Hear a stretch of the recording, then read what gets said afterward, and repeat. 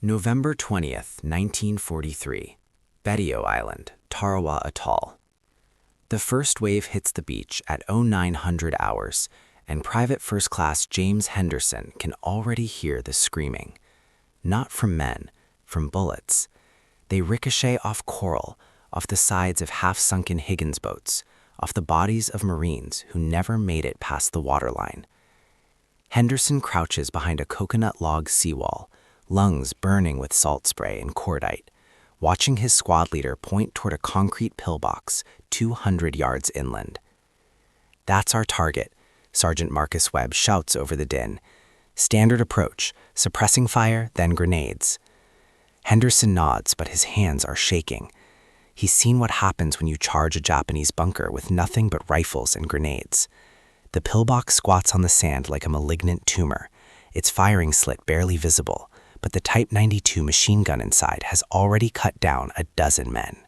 Its reinforced concrete walls are 2 feet thick, poured over a framework of steel rails salvaged from civilian construction. American field manuals say grenades can knock these out. The manuals are wrong. 3 Marines make the run. 2 get within 10 yards before the machine gun opens up again, spitting out 7.7mm rounds at 450 rounds per minute. The third man actually reaches the pillbox, pulls the pin on his Mark II fragmentation grenade, and tosses it through the firing slit. The explosion sounds hollow, muffled. 5 seconds later, the machine gun resumes firing. The grenade's shrapnel pattern dispersed harmlessly against interior concrete baffles the Japanese engineers designed precisely for this scenario.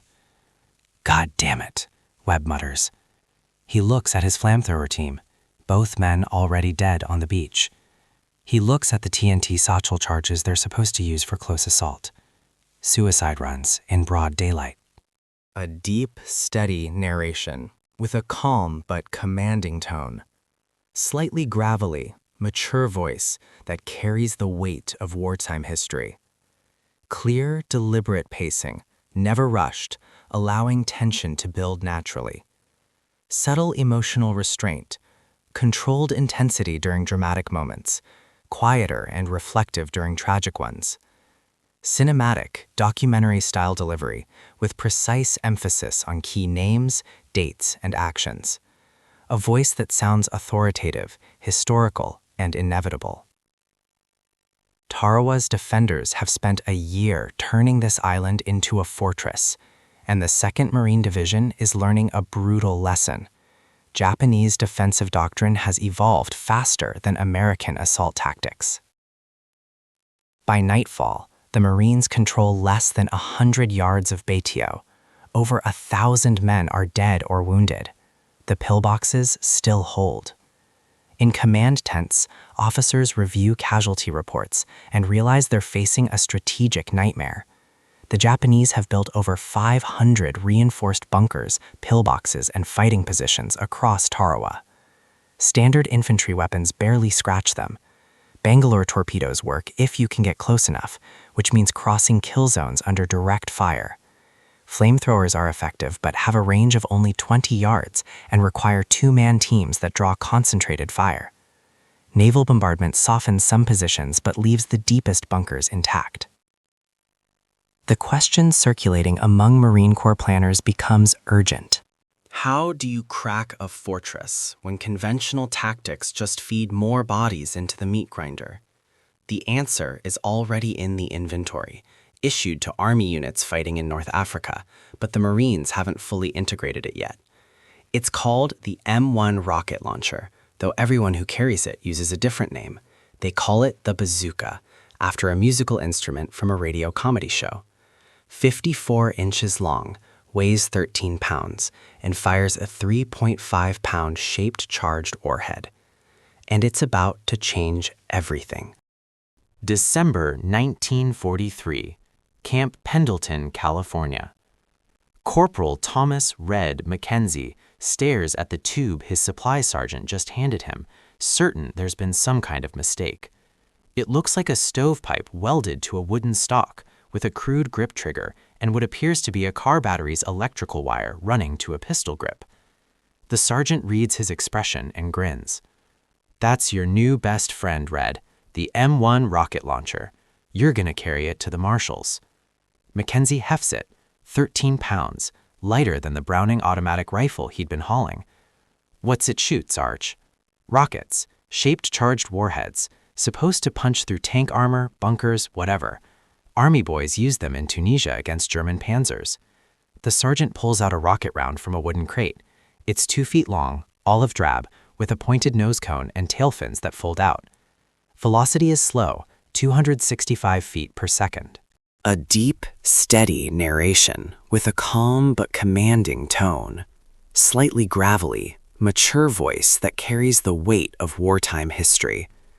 Clear, deliberate pacing, never rushed, allowing tension to build naturally. Subtle emotional restraint, controlled intensity during dramatic moments, quieter and reflective during tragic ones. Cinematic, documentary-style delivery with precise emphasis on key names, dates, and actions. A voice that sounds authoritative, historical, and inevitable. But when this baby hits, the warhead funnels the blast into a jet of superheated gas and molten metal that cuts through steel like a blowtorch through butter. Mackenzie turns it over in his hands. How's it work? The demonstration takes 15 minutes. The principle is called the Monroe effect, though nobody on the training field knows the physics. What they know is this. When the shaped charge warhead detonates, its copper liner collapses inward, creating a focused jet that travels at 25,000 feet per second. That jet doesn't blast through armor, it burns through it, reaching temperatures over 4,000 degrees Fahrenheit at the point of impact.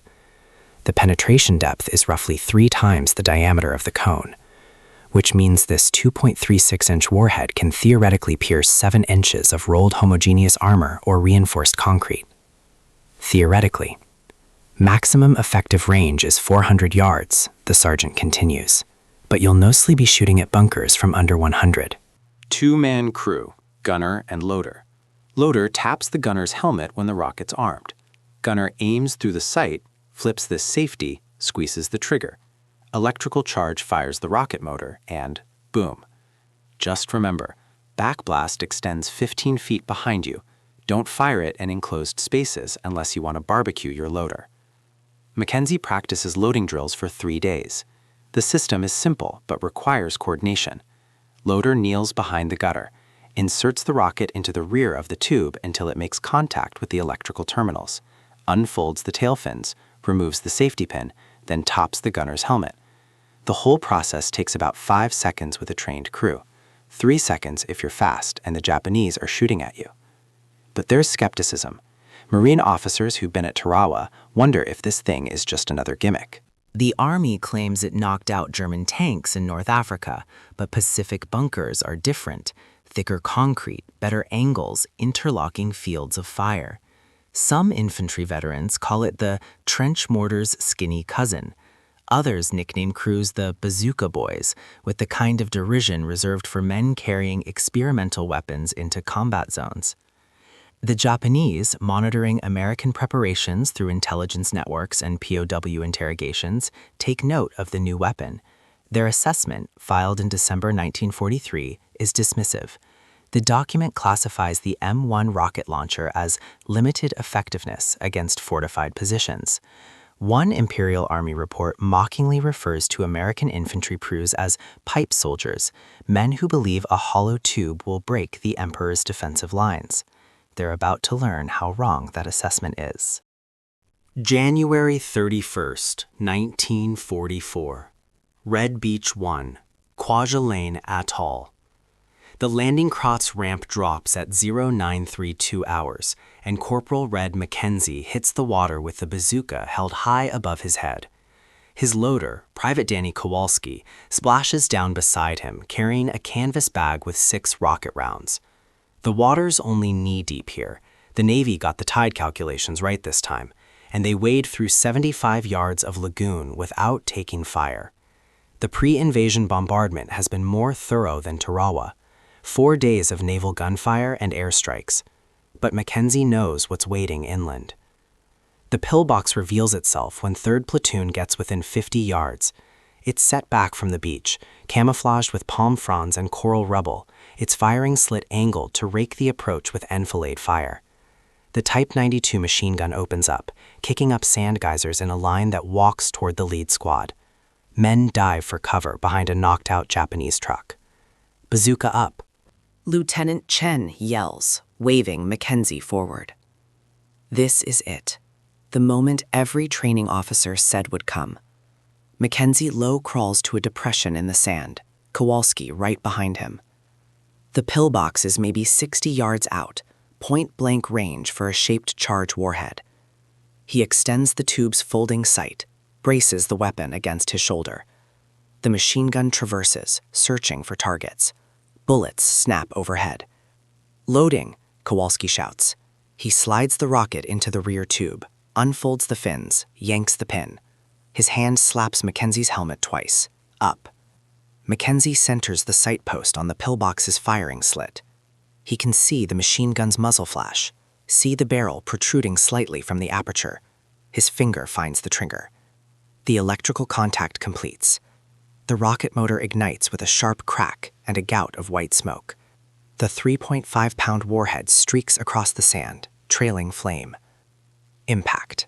The shaped charge detonates against concrete 2 feet to the left of the firing slit. For a microsecond, the copper liner collapses inward, forming that superheated jet traveling at 25,000 feet per second. It punches through 20 inches of reinforced concrete like tissue paper, the molten metal penetrating deep into the pillbox interior. The jet doesn't create a large hole, just a fist-sized puncture, but inside, the overpressure and spalling effect are catastrophic. Concrete fragments become shrapnel. The jet itself incinerates everything in its path. The machine gun stops firing. Holy shit, Kowalski whispers. It worked. Lieutenant Chen waves 3rd Platoon forward. Marines rush the pillbox, grenades ready, but there's nothing left to fight. The interior is wrecked. The shaped charge didn't blow the bunker apart. It killed it, surgically, precisely, from 60 yards away, without exposing assault teams to point-blank fire. Within 3 hours, Mackenzie's crew knocks out 4 more pillboxes. Other bazooka teams across Kwajalein report similar results. The weapon that skeptics called a gimmick is systematically dismantling Japanese defensive positions that would have cost dozens of lives to overcome with conventional tactics.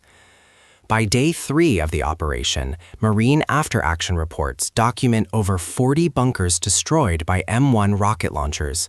Casualty rates are significantly lower than Tarawa. The math is simple and brutal. One 2-man bazooka crew can neutralize a fortified position that previously required a platoon-level assault. The Japanese commanders on Kwajalein send urgent dispatches to Tokyo. The pipe soldiers they'd mocked are collapsing defensive lines with alarming efficiency. But the intelligence arrives too late. Kwajalein falls on February 4th. The Marshall Islands campaign proves the bazooka's tactical value beyond doubt. And the Pacific War is about to get much worse for anyone hiding behind concrete walls. March 1944. Imperial Japanese Army Headquarters, Saipan. Colonel Takeshi Takashina studies the intelligence reports from Kwajalein with growing concern. The Americans have introduced a weapon that fundamentally changes the calculus of defensive warfare. His engineers have spent months fortifying Saipan's mountainous interior with interconnected bunkers, artillery positions, and command posts built into caves and reverse slopes. Now he must assume every position is vulnerable to these shaped charge rockets. Thicker concrete won't help, his chief engineer reports. The penetration is too deep. We need different tactics.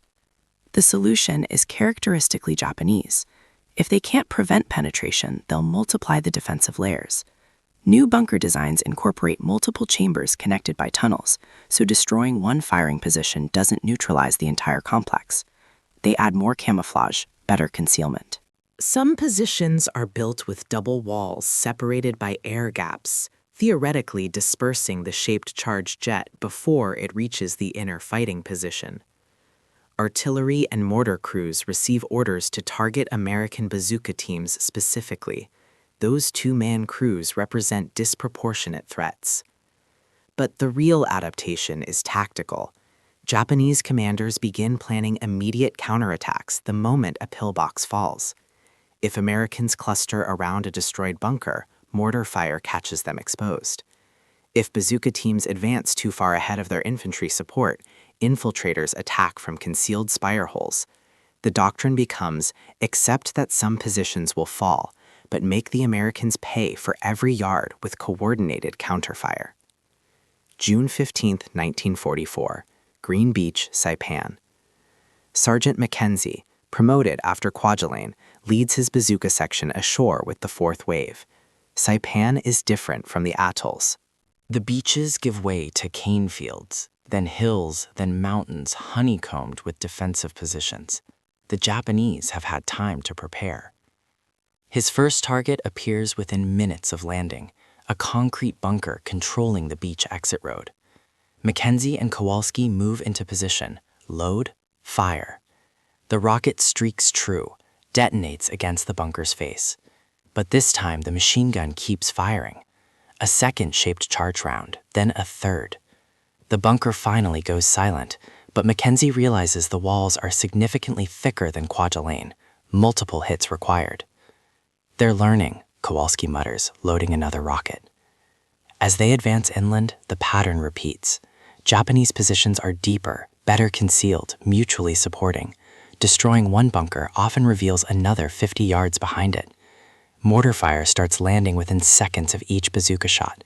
The Japanese have forward observers spotting the distinctive backblast signature and calling coordinates. Mackenzie's section takes its first casualty when a knee mortar round catches his assistant loader in the open. But the bazooka's fundamental advantage remains. American infantry can now engage fortified positions from standoff distances with man-portable weapons. A Marine rifle company in 1944 carries 4 to 6 bazooka teams, each capable of independent action. They don't need to wait for tanks or engineers or naval gunfire. Squad leaders can identify a bunker, call up their bazooka crew, and reduce it within minutes. The psychological effect on Japanese defenders is profound. There is no safety in concrete anymore, no impregnable position. The walls they trusted are now coffins. By June 20th, Marine and Army forces are pushing into Saipan's central mountains. Bazooka teams are knocking out caves, bunkers, artillery positions in the dozens. After-action reports note improved Japanese defensive construction, but the shaped charge warheads physics don't care about adaptation. A deep, steady narration is 7 inches, whether the concrete is 2 feet thick or 3. The Bazooka Boys aren't being mocked anymore. They're being hunted. June 24th, 1944, Mount Tapachau, Saipan. Staff Sergeant Mackenzie crouches in a shell crater, studying the ridgeline through binoculars. Somewhere up there, hidden in the volcanic rock, Japanese artillery has been hammering the 27th Infantry Division's advance for 2 days. Observers have pinpointed the source, a cave system on the reverse slope, invisible from naval gunfire, too deep for airstrikes to reach. The mission falls to infantry, which means it falls to the Bazooka Boys. Count 6 cave entrances, Mackenzie tells his platoon leader, Lieutenant Marcus Wade. Maybe more we can't see. They're dug in deep. Wade nods grimly. Cave fighting is the nightmare scenario. Japanese defenders have turned Saipan's natural limestone caverns into fortress complexes. Ammunition storage, aid stations, command posts, all connected by tunnels that sometimes run hundreds of feet into the mountain. You can't grenade them effectively. Flamethrowers work if you reach the entrance, but the caves have multiple exits, and defenders just retreat deeper. The Navy tried pumping seawater into some cave systems. The Japanese built drainage sumps. But shaped charges don't care about tunnel depth. They care about line of sight. Mackenzie's section advances with 2 rifle squads providing cover. The approach is a nightmare. Open ground swept by machine gun fire from concealed positions. They bound forward in rushes, using craters and vegetation for cover.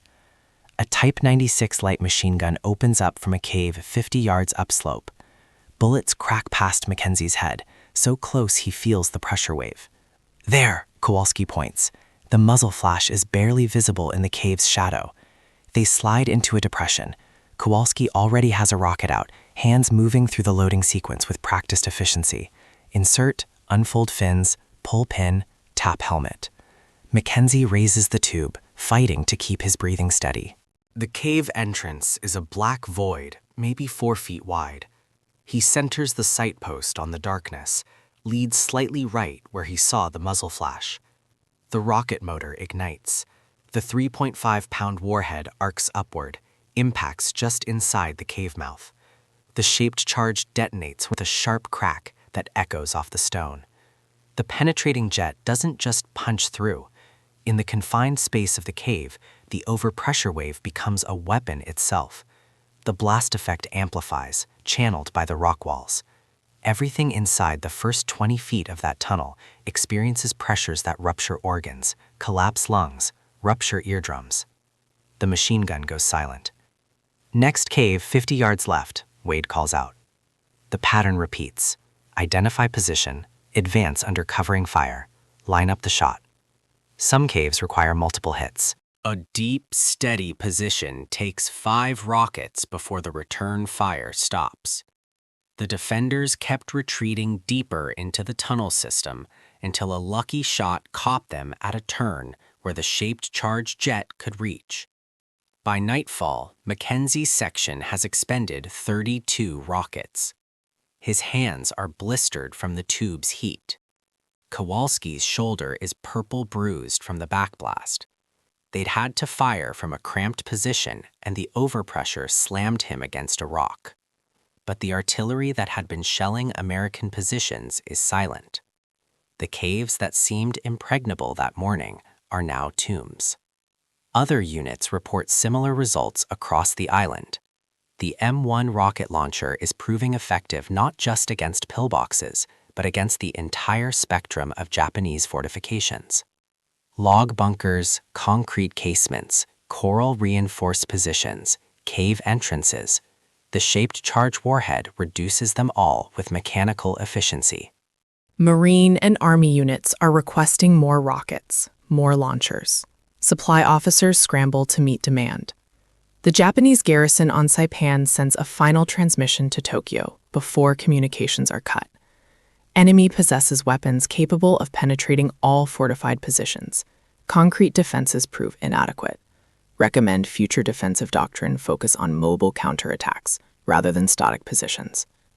The message arrives too late to change Saipan's fate, but it plants a seed for what's coming next.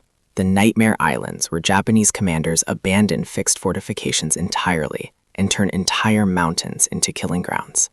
September 15th, 1944, White Beach, Peleliu Island. The landing boats hit the reef at 08:32 hours, and Master Sergeant Mackenzie knows immediately that something's different. There's no massive pre-landing bombardment response, no suicidal banzai charge at the waterline. The Japanese aren't fighting for the beach. They're letting the Marines come ashore, which means Colonel Kunio Nakagawa has read those reports from Saipan very carefully. Mackenzie's bazooka section makes it inland with minimal casualties. The beach defenses are token resistance, quickly overrun. But as the 1st Marine Division pushes toward the airfield, the island's interior reveals itself. The Umer-Brogel Mountains, a twisted maze of coral limestone ridges honeycombed with caves, crevasses, and interconnected tunnels. The Japanese have abandoned their pillboxes. They've gone underground. Jesus Christ, Kowalski whispers, staring up at the ridgeline. It's like they built a whole fortress inside the mountain. He's not wrong. Intelligence estimates later confirm that Nakagawa's engineers spent months carving 500 caves into the Umerbrugel, connected by tunnels stocked with ammunition and supplies for an extended siege. These aren't simple cave entrances. They're multi-level complexes with firing ports positioned to create interlocking fields of fire. Destroy one position, and 3 more open up from angles you didn't see. The concrete pillboxes that bazookas devastated on previous islands barely exist here. This is a new kind of warfare. Mackenzie's section gets its first taste on day 2. They're supporting an assault on a ridge called Bloody Nose when Japanese fire erupts from what appears to be solid rock. The firing ports are cut at angles, recessed deep, almost invisible until the guns open up. Mackenzie lines up a shot at 60 yards, fires. The rocket streaks in, detonates against limestone. The firing continues. He fires again, and again. The shape-charge warheads are chewing through rock, but these positions have so much depth that the penetrating jet dissipates before reaching the defenders. "We need to get closer," he tells his squad leader. Closer means 30 yards. Closer means crawling through kill zones under direct fire. Closer means the difference between a rocket that punches 6 inches into limestone and one that reaches the fighting chamber. Mackenzie and Kowalski make the approach in a low crawl that takes 20 minutes and ages them 20 years. At 30 yards, Mackenzie can see the firing port clearly, a horizontal slit, maybe 8 inches tall, set into a natural crevasse. The rocket goes through the opening like a dart through a bullseye. The shape charge detonates inside the cave. This time, the overpressure has nowhere to go but deeper into the tunnel system. The blast wave travels through connecting passages, creating a hammering effect that collapses lungs 50 feet from the impact point. The firing stops, but there are hundreds more caves.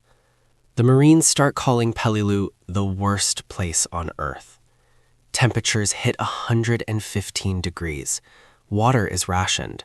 Casualties mount not from banzai charges, but from methodical, interlocking defensive fire that forces Americans to clear each cave individually. Bazooka teams become essential for every squad-level action. Without them, assaulting these positions would require flamethrowers at point-blank range, suicide missions that cost 2 or 3 men per cave. Mackenzie's section develops new tactics. They learn to identify cave systems by watching where smoke disperses after an explosion.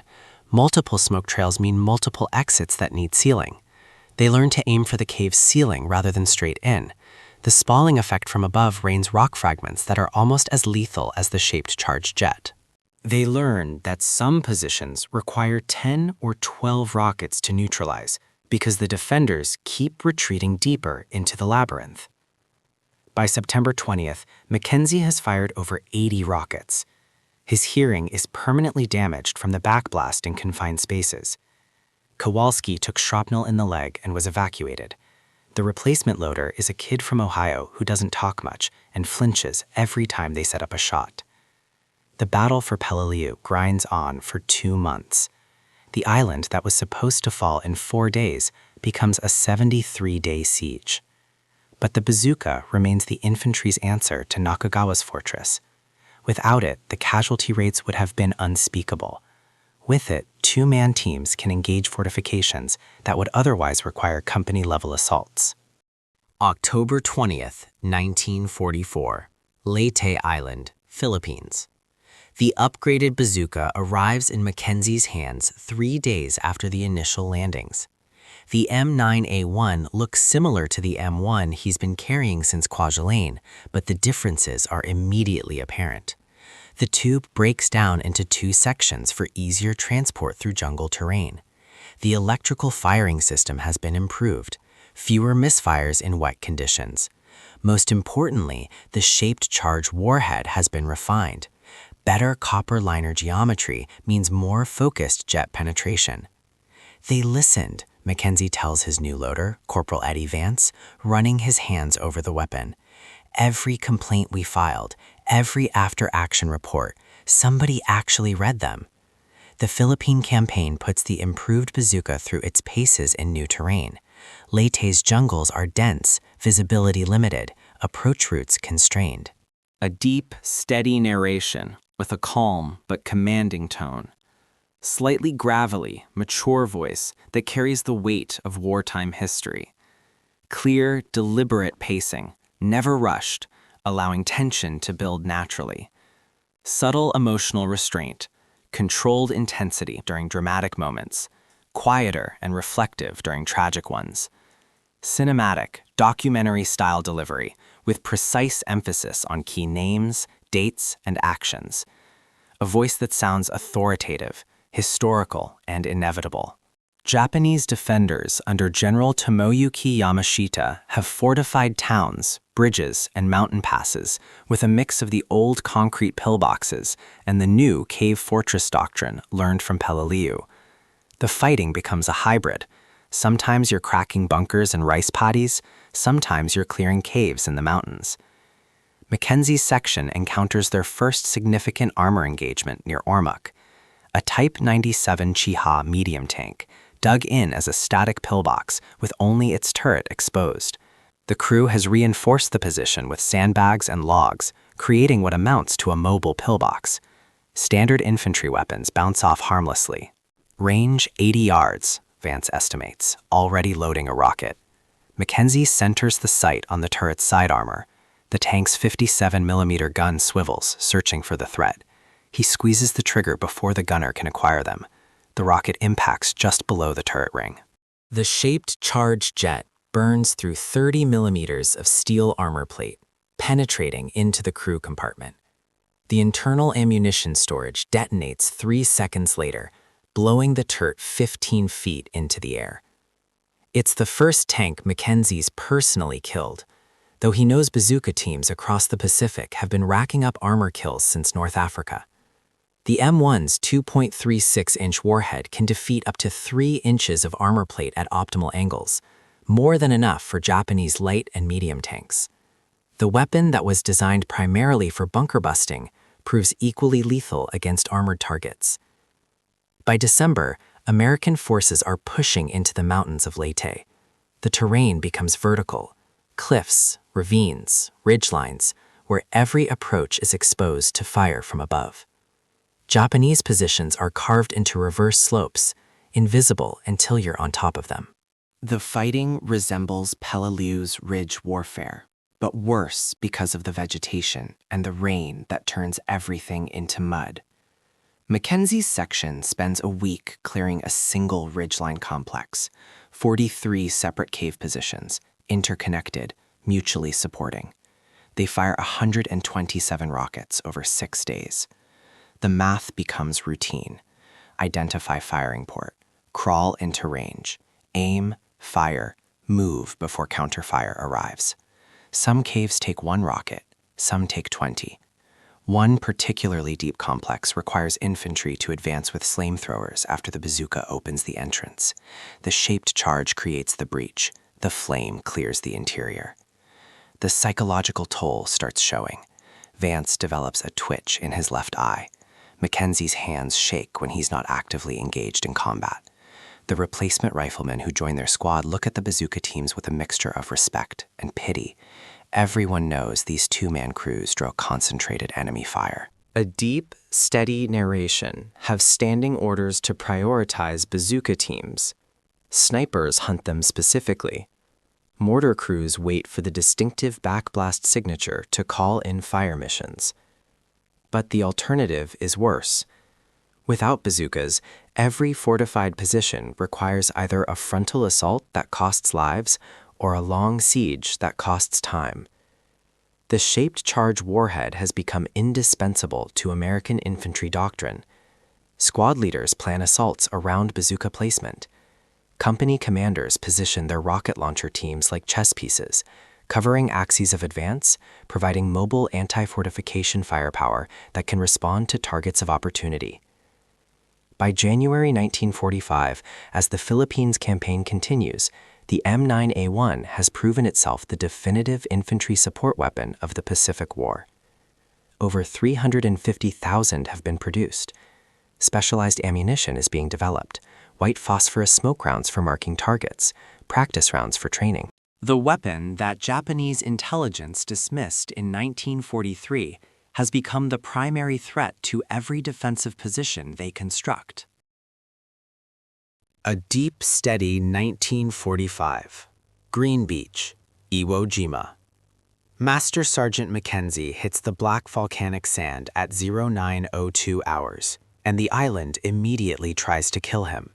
Not with machine gun fire, that comes later. First, it's the sand itself, so soft and steep that men sink to their ankles with every step. Equipment becomes dead weight, and the simple act of moving inland turns into exhausting combat before a shot is fired. He drags his M1 Bazooka up the terraces, Corporal Vance struggling behind with the rocket bag, and they've barely made 50 yards when the artillery starts.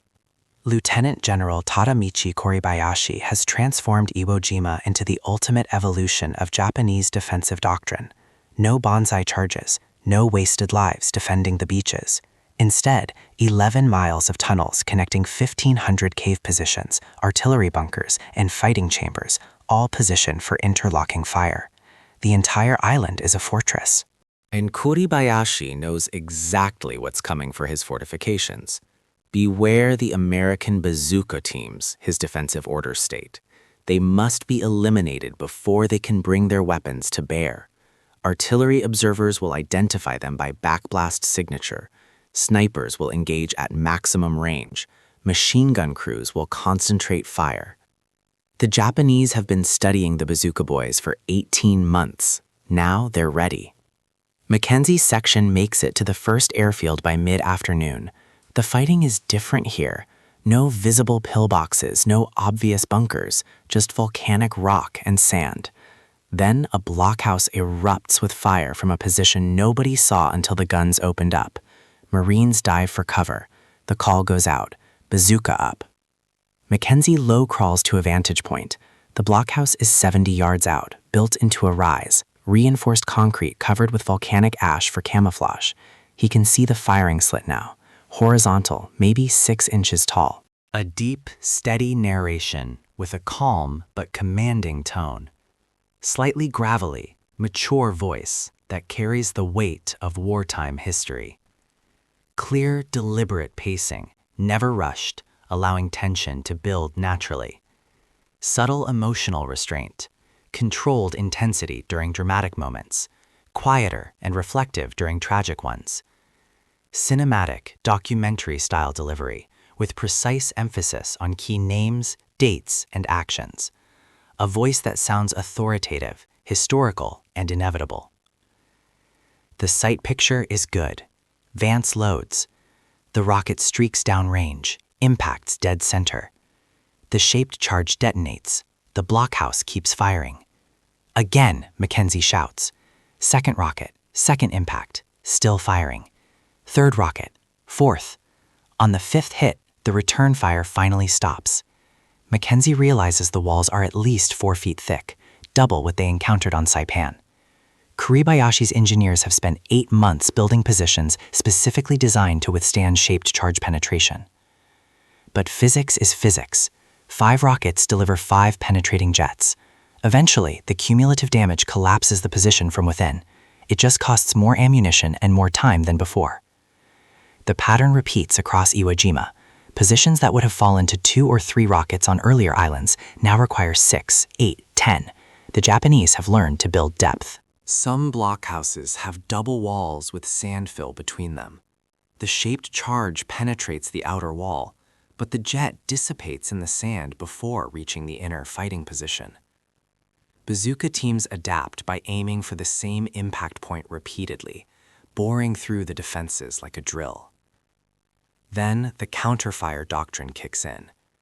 Mackenzie's section is engaging a cave position near the base of Mount Suribachi when artillery brackets their location.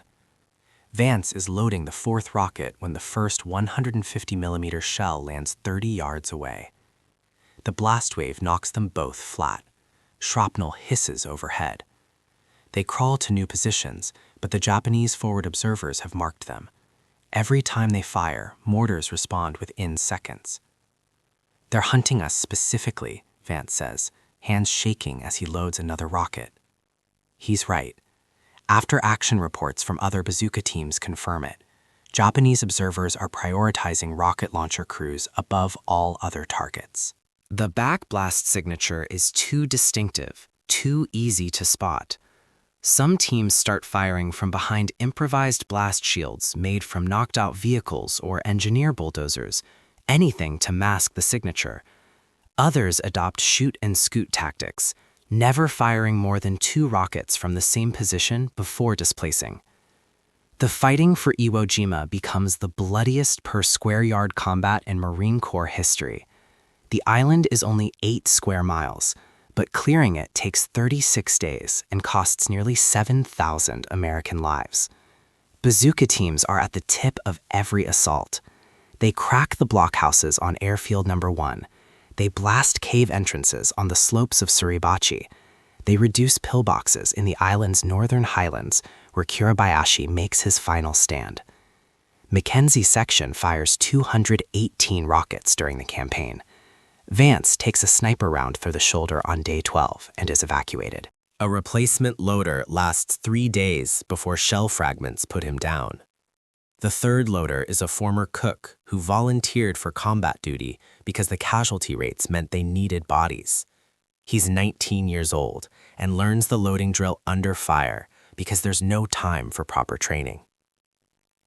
By March 26th, when Iwo Jima is declared secure, the shaped charge warhead has proven it can defeat even the most sophisticated fortifications ever constructed. But the cost is clear. The Japanese have learned to build positions that require massive ammunition expenditure to crack. They've learned to target the Bazooka Boys with coordinated counterfire. They've learned that they can't stop the M9A1, but they can make it expensive. April 1st, 1945. Hagushi Beaches, Okinawa. The landing is eerily quiet. Master Sergeant Mackenzie walks off the Higgins boat onto Okinawa's white sand beach, expecting the hell of Iwo Jima, expecting the immediate firestorm. Instead, there's almost nothing. Scattered rifle fire, a few mortar rounds. The 6th Marine Division advances inland against token resistance, and by nightfall they've secured objectives that should have cost hundreds of casualties. They're not fighting for the beaches, Lieutenant Wade says, studying the terrain ahead, which means they're waiting for us inland. Lieutenant General Mitsuru Ushijima has learned every lesson the Pacific War can teach. He's watched American bazookas dismantle concrete fortifications from Tarawa to Iwo Jima. He's read the intelligence reports, studied the tactics, understood the weapons' capabilities and limitations. His response is the culmination of 4 years of Japanese defensive evolution, the Shuri Line. 3 concentric defensive belts running across Okinawa's southern highlands. Not pillboxes, those are death traps for shaped charge warheads. Not simple caves, those can be sealed and bypassed. Instead, Ushijima has created an integrated defensive system of reverse slope positions, mutually supporting artillery bunkers and fortified villages where every building becomes a strong point. The entire southern portion of Okinawa is a fortress in depth, designed to bleed American forces through attrition rather than stop them with fixed positions. Mackenzie's section gets their first taste of the Shuri defenses on April 9th, pushing toward a ridge called Kakazu.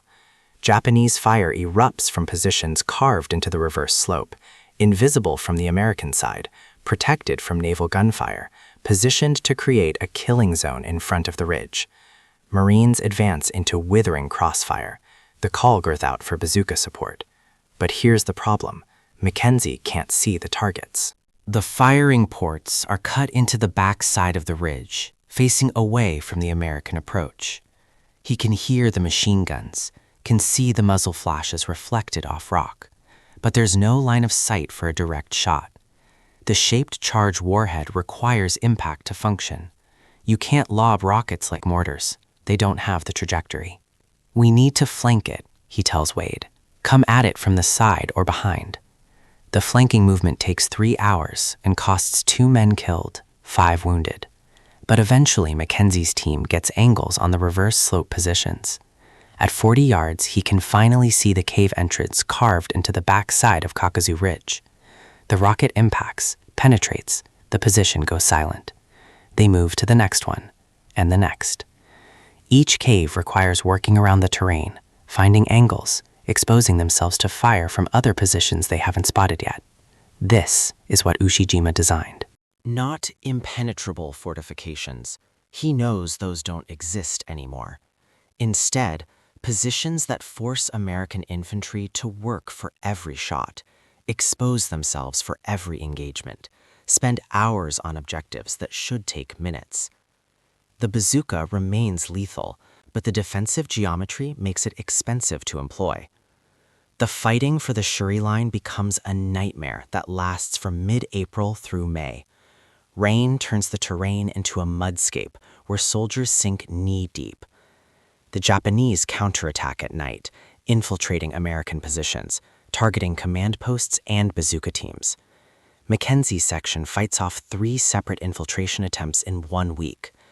The cook-turned-loader takes a bayonet through the ribs and survives. The replacement is a former mortar crewman who already knows how to handle explosives. Bazooka teams adopt their tactics again. A deep, steady narration to use white phosphorus rockets to mark targets for supporting arms. The smoke reveals hidden positions that infantry can then suppress while bazooka crews maneuver for shots. They learn to coordinate with flamethrower teams, the shaped charge opening the cave entrance while flame clears the interior. Some teams start carrying extra rockets in backpacks despite the weight because Okinawa's positions require so much ammunition to reduce.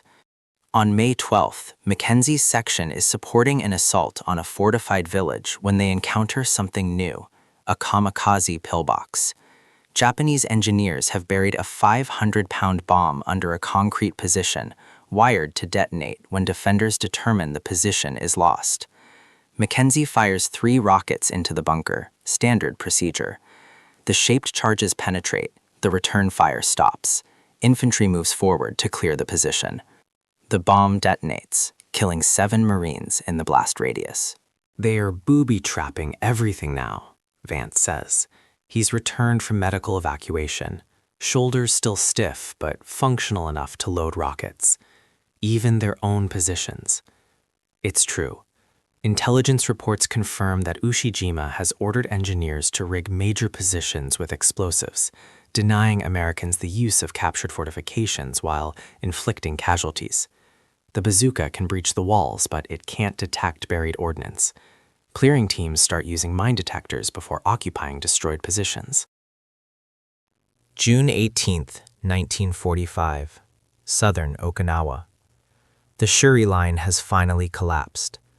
Master Sergeant Mackenzie sits on the rubble of what used to be a Japanese command bunker, cleaning volcanic ash and coral dust from his M1 Bazooka for what feels like the 1000th time. His hands move automatically through the ritual, wipe down the tube, check the electrical contacts, inspect the site. Vance is beside him, inventorying their remaining rockets. 14 left. They started the Okinawa campaign with 60. The numbers tell the story. Mackenzie's section has fired over 340 rockets since landing on April 1st.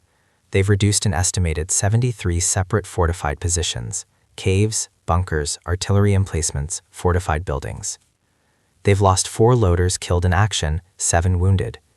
Mackenzie himself carries shrapnel in his left leg and right shoulder, neither piece worth evacuating for. His hearing is permanently damaged. He's 24 years old and feels 50. But the weapon in his hands has fundamentally changed infantry warfare. Lieutenant Wade approaches with news. War departments putting together after-action assessments. They want statements from experienced bazooka crews. You've been carrying that thing since Kwajalein. They want your input. Mackenzie thinks about what to say. How do you summarize 18 months of combat innovation compressed into a 13-pound tube? How do you explain that this weapon transformed squad-level tactics, gave infantry the ability to engage fortifications that previously required battalion-level support? How do you describe watching Japanese defensive doctrine evolve in response to shaped charge warheads, each campaign forcing new adaptations, new tactics? Tell them it works, he finally says. Tell them we need more rockets per man, better optics for the site, maybe a lighter version for jungle fighting. Tell them the Japanese learned to build deeper positions, use more reverse slopes, target us specifically. but tell them the bazooka is the reason we're not still stuck on Tarawa's beaches. The statistics support his assessment. Army and Marine Corps after-auction reports from across the Pacific document the M1 and M9A1 rocket launchers' decisive impact. Over 460,000 rockets fired in combat operations from 1943 to 1945. Estimated 12,000-plus fortified positions destroyed by bazooka teams. Casualty rates for bunker assaults reduced by approximately 60% when bazooka support was available versus conventional assault tactics. Tank kill ratios averaging 1.4 armored vehicles destroyed per bazooka section in engagements where Japanese armor was present. But the numbers don't capture the tactical revolution. Before the bazooka, attacking a reinforced pillbox required either a suicidal frontal assault with satchel charges and grenades, or waiting for tanks, engineers, and heavy weapons that might not arrive for hours or days. With the bazooka, 2 trained soldiers could reduce that same position from standoff range in minutes. The decentralization of anti-fortification capability to the squad level changed how infantry operated. Japanese military archives captured after the war reveal the enemy's perspective. A May 1945 tactical assessment from Okinawa states, American infantry rocket launchers represent the primary threat to defensive positions. Concrete fortifications offer insufficient protection against shaped charge penetration. Recommend future defensive doctrine emphasize mobile operations and fluid defense rather than static positions. The irony isn't lost on military historians. The weapon that Japanese intelligence dismissed in 1943 as limited effectiveness forced the Imperial Army to abandon the concrete fortress doctrine it had spent decades perfecting. The Bazooka Boys, those pipe soldiers who were mocked for carrying hollow tubes, systematically dismantled Japan's defensive strategy across the Pacific. By June 21, 1945, Okinawa is declared secure. The campaign cost over 12,000 American lives and demonstrated that invading the Japanese home islands would result in catastrophic casualties despite technological advantages like the bazooka. The weapon performed brilliantly, but even shaped charge warheads couldn't change the fundamental arithmetic of fortress warfare. Determined defenders in prepared positions can exact terrible costs from attackers, regardless of weapons technology. Mackenzie learns in July that he's being rotated stateside for the planned invasion of Japan, Operation Olympic, scheduled for November. They're already talking about the defenses on Kyushu. An estimated 900,000 Japanese troops, thousands of fortified positions, the entire civilian population mobilized for resistance. He thinks about the Shuri line, multiplied across an entire nation. He thinks about how many rockets that would require. Then August comes. Hiroshima, Nagasaki, surrender. Mackenzie will never fire his bazooka in combat again, but the weapon's legacy is already secured. Post-war armies around the world adopt shaped charge rocket launchers based on the M1 M9A1 design. The Soviet RPG series, the Swedish Carl Gustaf, countless others, all descendants of the weapon that proved infantry could carry anti-armor and anti-fortification power fire without requiring vehicle support. Years later, military analysts studying the Pacific War identify the M1 rocket launcher as one of the decisive tactical innovations of the conflict. Not because it won battles single-handedly, no weapon does that, but because it gave squad leaders options, because it let infantry assault fortified positions without waiting for support, because it forced enemy defensive doctrine to evolve and then kept defeating those evolutions through sheer physics. The Japanese soldiers who mocked the pipe soldiers learned what shaped charge warheads could do to concrete and steel. They learned that some technological advantages can't be countered through better fortifications or superior tactics. They learned that when a copper liner collapses inward at 25,000 feet per second, it doesn't matter how thick your walls are or how deep your caves run. The Bazooka Boys proved it, one rocket at a time, from the coral atolls to the volcanic mountains, across 3 years and 10,000 miles of the Pacific War.